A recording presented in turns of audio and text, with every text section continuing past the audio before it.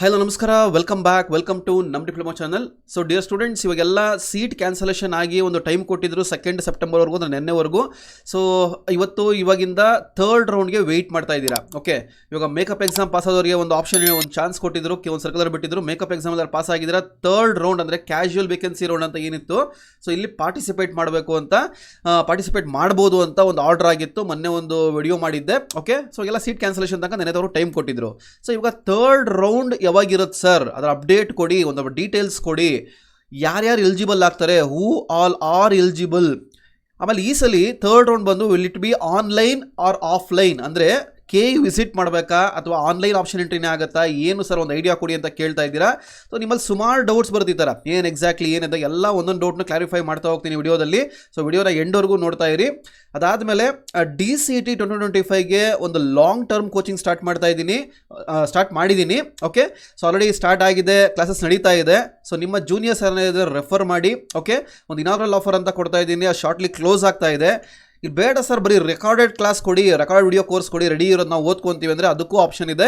Okay, so price indicate ಆಗ್ತಾ ಇದೆ, you can go through it. So ಯಾರು video ನೋಡ್ತಾ ಇದ್ದರೆ ನಿಮ್ಮ ಜೂನಿಯರ್ಸ್ ಇದ್ದರೆ ನಿಮ್ಮ ಜೂನಿಯರ್ಸ್ ಗ್ರೂಪ್ಗೆ ಶೇರ್ ಮಾಡಿ. ಸೊ ND ಅಕಾಡೆಮಿ ಕಡೆಯಿಂದ ಒಂದು ಒಳ್ಳೆ ಕೋಚಿಂಗ್ ಪ್ರೊವೈಡ್ ಮಾಡ್ತೀನಿ DCET 2025ಗೆ. ಇದೇ ಥರ ರ್ಯಾಂಕ್ಸು ನಿಮ್ಮ ಜೂನಿಯರ್ಸ್ ತೊಗೊಬೋದು. ಸೊ ಸಪೋರ್ಟ್ ಮಾಡಿ, ಸಜೆಸ್ಟ್ ಮಾಡಿ. ಸೊ ಅದಾದಮೇಲೆ ಎಲ್ಲ ಅಪ್ಡೇಟ್ಸು ಬರಬೇಕು ಅಂದರೆ ಎಲ್ಲ ಗ್ರೂಪ್ ಲಿಂಕ್ಸು ಕೆಳಗಡೆ ಡಿಸ್ಕ್ರಿಪ್ಷನ್ ಇರುತ್ತೆ. ಯಾವುದೇ ವಿಡಿಯೋ ನೋಡಿದ್ರು ಎಲ್ಲ ವಿಡಿಯೋದಲ್ಲಿ ಕೆಳಗಡೆ ಡಿಸ್ಕ್ರಿಪ್ಷನ್ ಬಾಕ್ಸಲ್ಲಿರುತ್ತೆ, ಹೋಗಿ ಜಾಯ್ನ್ ಆಗ್ಬೋದು. ಎಲ್ಲ ಅಪ್ಡೇಟ್ಸ್ ಬರ್ತಾ ಹೋಗುತ್ತೆ. ಸೊ ಇವಾಗ coming to the video. Okay, exactly ಏನು ಒಂದು ಪಾಯಿಂಟ್ ಬೈ ಪಾಯಿಂಟ್ ಡಿಸ್ಕ್ರೈಬ್ ಮಾಡ್ತಾ ಹೋಗ್ತೀನಿ. ಇವಾಗ ಫಸ್ಟ್ ಪಾಯಿಂಟ್ ತೊಗೊಂಡ್ರೆ who are all eligible for third round. ಇವಾಗ ಥರ್ಡ್ ರೌಂಡ್ ಯಾರು ಎಲಿಜಿಬಲ್ ಆಗ್ತಾರೆ ಅಂತ ಹೇಳ್ತಾ ಹೋಗ್ತೀನಿ. ನೋಡಿ, ಫಸ್ಟ್ ಥಿಂಗ್, ಇವಾಗ ಫಸ್ಟ್ ರೌಂಡಲ್ಲಿ ಸೀಟ್ ಸಿಕ್ಕಿ ನೀವು ಸೆಕೆಂಡ್ ರೌಂಡಿಗೆ ಬಂದಿರ್ತೀರಾ. ಓಕೆ, ಸೆಕೆಂಡ್ ರೌಂಡಲ್ಲಿ ಸೀಟ್ ಸಿಕ್ಕಿ ನೀವು ಫೀಸ್ ಕಟ್ಟಿರಲ್ಲ ಅಂಥವರು ಫಸ್ಟ್ ಎಲಿಜಿಬಲ್ ಆಗ್ತೀರಾ. ಫಾರ್ ಎಕ್ಸಾಂಪಲ್ ಸೆಕೆಂಡ್ ರೌಂಡಲ್ಲಿ ಸೀಟ್ ಸಿಕ್ಕಿರುತ್ತೆ, ಬಟ್ ನೀವು ಫೀಸ್ ಕಟ್ಟೋಕ್ಕಾಗಿರಲ್ಲ. ಸೊ ನೀವು ಕ್ಯಾಶುಯಲ್ ವೇಕೆನ್ಸಿ ರೌಂಡ್ಗೆ ಎಲಿಜಿಬಲ್ ಆಗ್ತೀರಾ.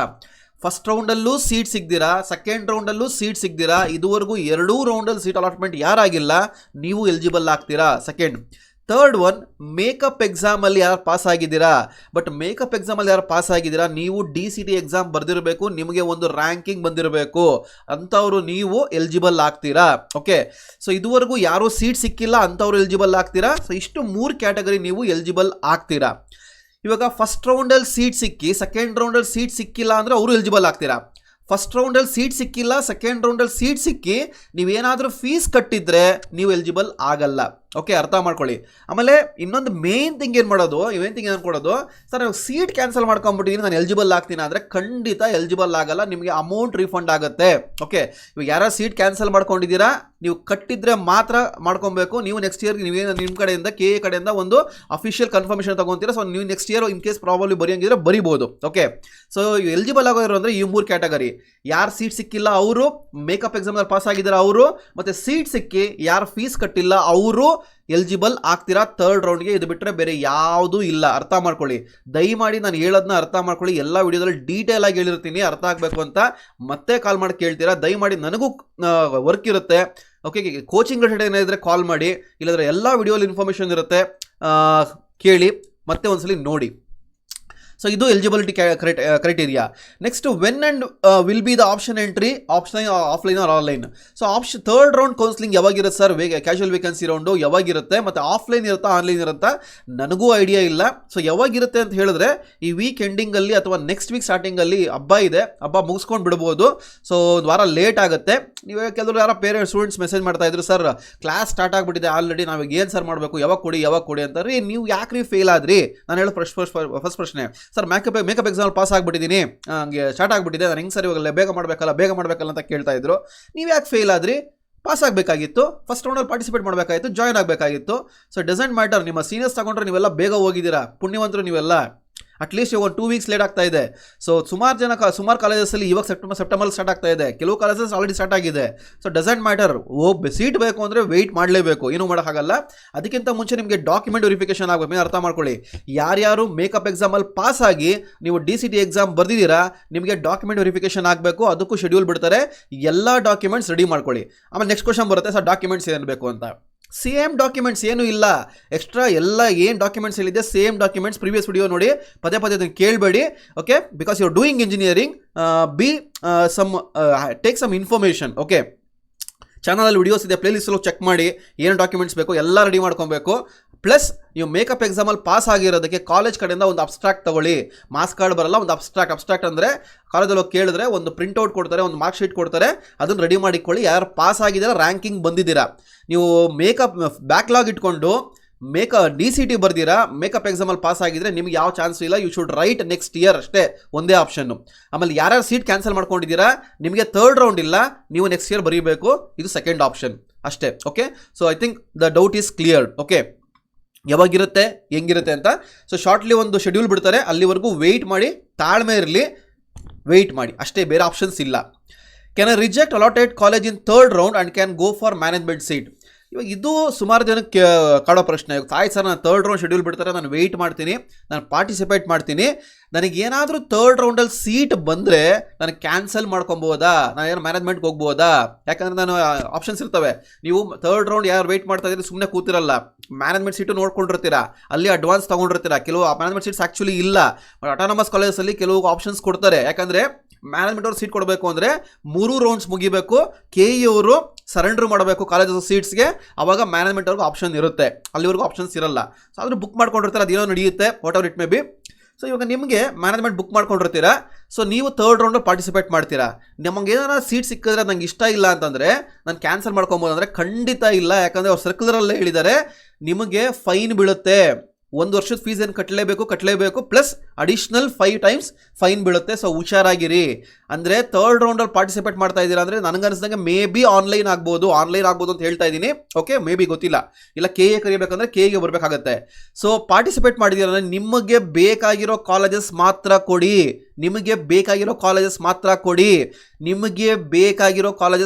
ಕೊಡಿ, ಯಾಕೆ ಪದೇ ಪದೇ ಹೇಳ್ತಾ ಇದ್ದೀನಿ ಅಂದರೆ, ಕಾಮನ್ ಮಿಸ್ಟೇಕ್ ಮಾಡೋದು, ನಮ್ಗೆ ಗೊತ್ತಾಗಿಲ್ಲ ಸರ್ ಅಂತ ಹೇಳ್ತಾರೆ, ಕೊಟ್ಬಿಡ್ತಾರೆ. ಇರೋಬರೋ ಆಪ್ಷನ್ ಎಂಟ್ರಿ ಕೊಟ್ಟರು ಅಂದರೆ, ಇವಾಗ mostly I think fresh option entry ಕೊಡ್ತಾರೆ, ಕಾಮನಾಗಿ ಕೊಟ್ಬಿಡ್ತಾರೆ ಎಲ್ಲ ಕಾಲೇಜಸ್ನ.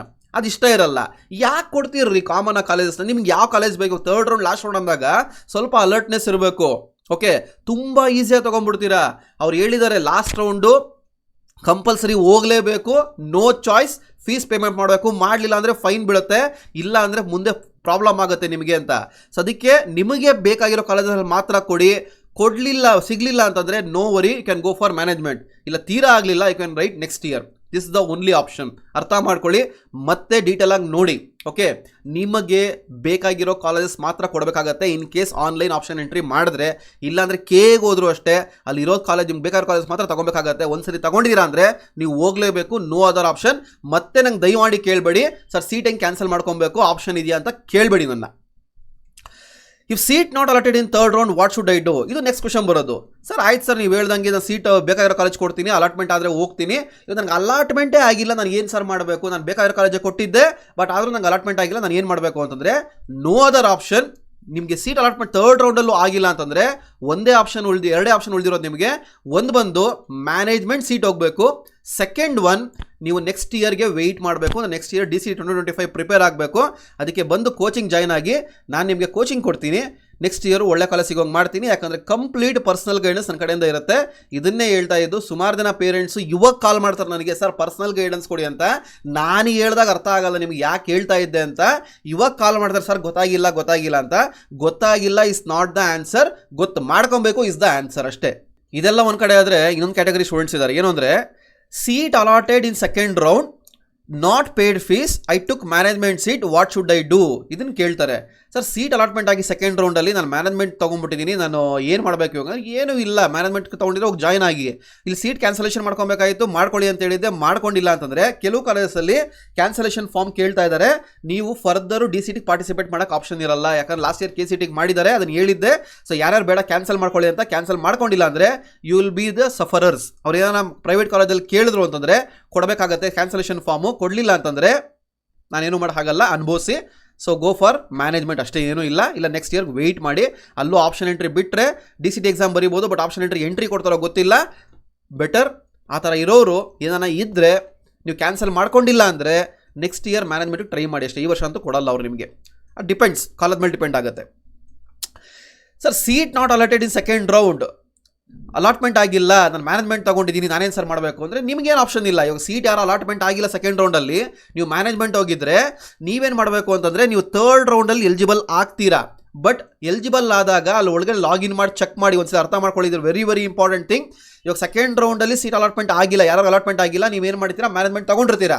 ಇವಾಗ ಥರ್ಡ್ ರೌಂಡ್ ಪಾರ್ಟಿಸಿಪೇಟ್ ಮಾಡಬೇಕಂತಂದರೆ ನನಗೆ ಗೊತ್ತಿಲ್ಲ ಎಕ್ಸಾಕ್ಟ್ಲಿ ಏನು ಮಾಡ್ತಾರೆ ಅಂತ. ಅವ್ರು ಏನೋ ಆಪ್ಷನ್ಸ್ ಹಂಗೆ ಕ್ಯಾರಿ ಫಾರ್ವರ್ಡ್ ಮಾಡಿದ್ರೆ ನಿಮ್ಮ ಆಪ್ಷನ್ಸ್ ಎಲ್ಲ ಹಂಗೆ ಇರುತ್ತೆ.